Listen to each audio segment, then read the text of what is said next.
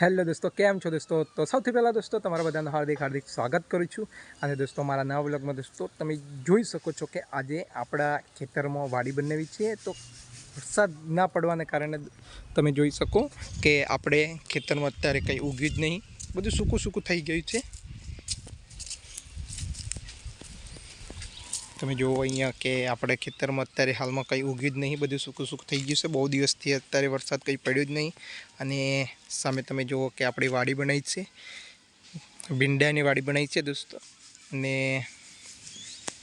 અહીંયા તમે જુઓ કે આપણે ટીંડોરી રોપી છે, 2 ટીંડોરા લાગ્યા છે. અત્યારે હાલમાં નાના 2 લાગ્યા છે.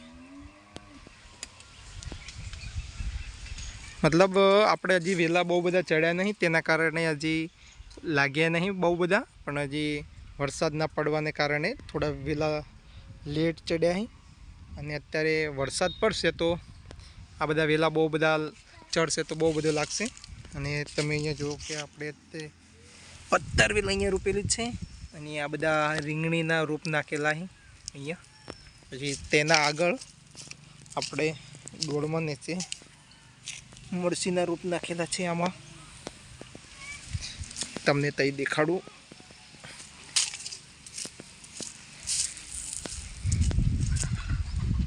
કે આપણે અહીંયા ભીંડાની વાડી બનાવી, પણ વરસાદ ના પડવાને કારણે અહીંયા ભીંડા બી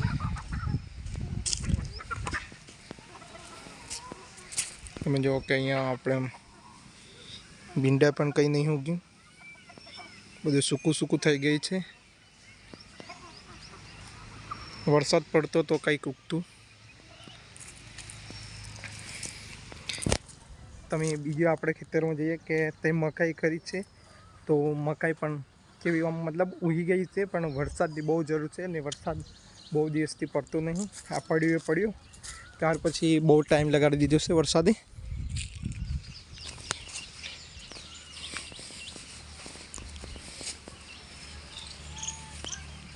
તમે અહીંયા જુઓ કે મતલબ મકાઈ ઉગી ગઈ છે.